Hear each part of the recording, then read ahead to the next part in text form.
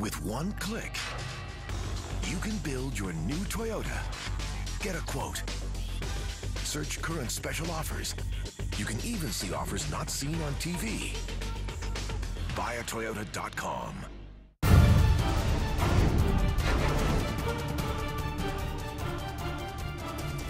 Hello everyone and welcome to Patriots Today. I'm Lindsay Petruni.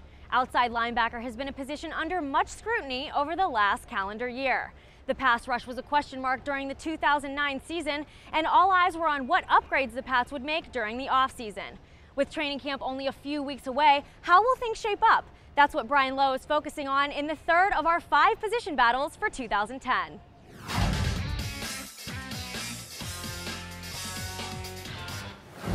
The Patriots had 31 sacks as a team last year. Only 3 teams in the AFC had fewer. That stat is certainly not the be-all, end-all when it comes to the outside linebacker position, but making life difficult for the opposing quarterback wasn't exactly a Patriots' strong suit. That being said, the Pats have chosen to maintain continuity and focus on developing their own players at outside linebacker rather than making a big splash in free agency or the draft.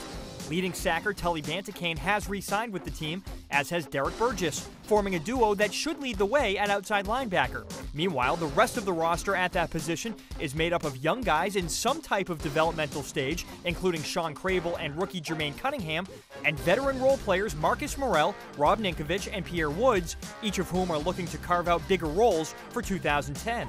But the biggest roles should go to Banticane and Burgess, who would have to be considered the team's starting outside linebackers. Burgess came over in a mid-training camp trade last August. While his impact was spotty, keep this in mind.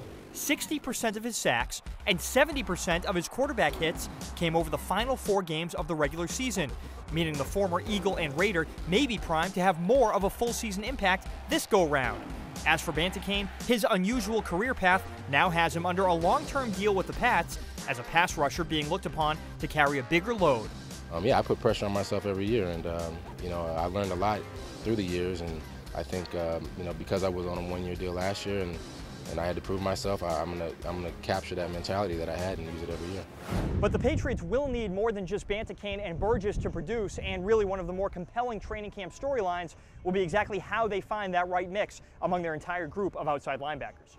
And Brian, you talked about Banticane and Burgess as starters. Who else do you expect to be productive this year? Well, I think the Patriots are hoping that Sean Crable takes that next leap after 2 straight years of being on injured reserve. And then I certainly think that they hope Jermaine Cunningham can start the development process, but I'm skeptical as to how much of an impact he can have. The one guy I'm really keeping an eye on is Rob Ninkovich. Last year he came in during training camp, kind of like Burgess, and he had a big special teams role and sort of started to carve out a niche on the defensive side. He had 1 sack, but was really a rotational player as a pass rusher. I think he has a chance to take that next leap. I really feel like he'll be in the mix among outside linebackers and pass rushers, and with another year in the system, I think Ninkovich is a guy to keep an eye on. He can have a bigger impact this year than he had last year.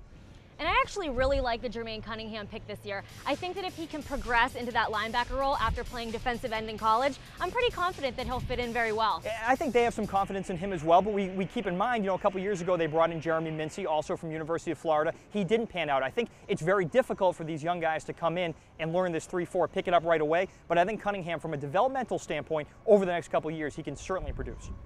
And are you surprised that we didn't see any bigger names or higher draft picks to fortify the outside linebacker role? From the standpoint that it was such a big need, I sort of am. But then on the other hand, they have faith in their system. They have faith in their coaching. They also, I think, have faith in what they did on the defensive line and in the secondary this year and how fortifying those positions can impact the pass rush in a positive way.